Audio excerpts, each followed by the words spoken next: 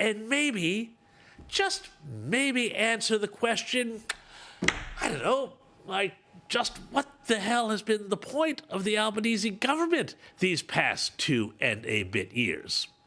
Look, I want to take you back to that heady evening back in May 2022 when Albo won his election. He dispatched the hated Morrison government, rocked up to a leagues club deep in the heart of his electorate in beloved red-green inner West Sydney, and promised a better way for Australia.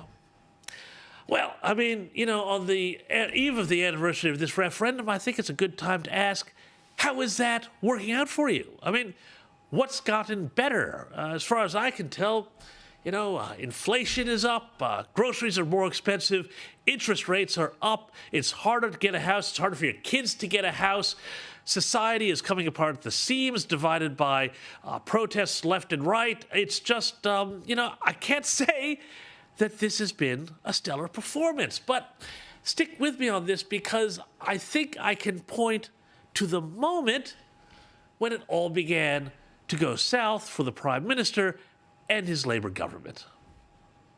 I begin by acknowledging the traditional owners of the land on which we meet.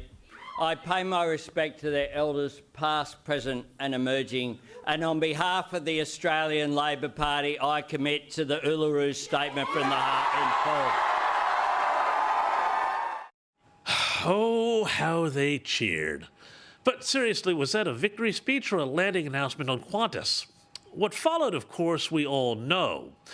More than a year of rancorous division campaigning, a proposal for an Aboriginal and Torres Strait Islander voice to Parliament that was backed by all the A-list corporations and B-list celebrities, and which started out being around 65-35% pro in the polls, but by referendum day ended up being about 60-40 against.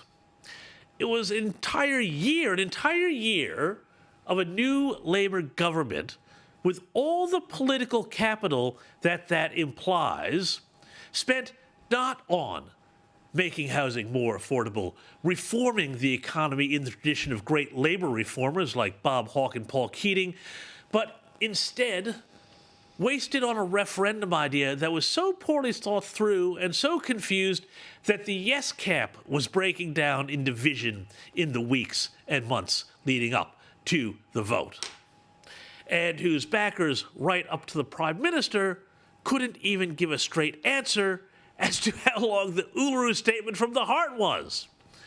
It was here, of course, that we got the true, I think, measure of Anthony Albanese, and learned that his and his government's entire modus operandi was going to be to fight on emotion, not fact, and then, when called on it, say disinformation, and call your opponents conspiracy theorists.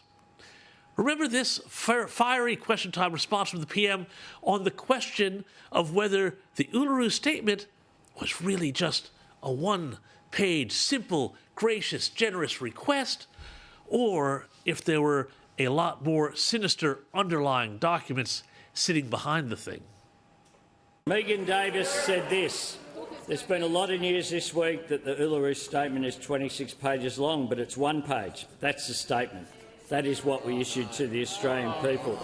Indeed, this conspiracy has been around a while. ABC News fact check. I wonder who they got this off. Pauline Hanson claims list of Indigenous demands found via FOI shows dangers of a voice to Parliament. What's actually in the documents? I table the RMIT ABC fact check from 21st of April 2023 that found that it was a nonsense. I table the AAP fact check, email misleads with secret documents claim from April 21, 2023.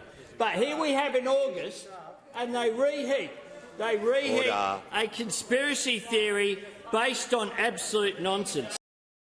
Ah, of course. It's a conspiracy theory.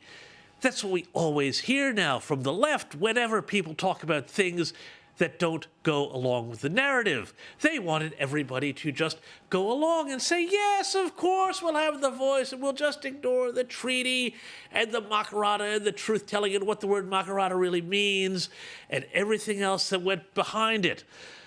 But, of course, Albanese there, standing up at the dispatch box, he talked about fact checks. But, you know, I think by now we know that this sort of self-reinforcing circular logic of these fact-check processes are nothing more than an exercise in propaganda.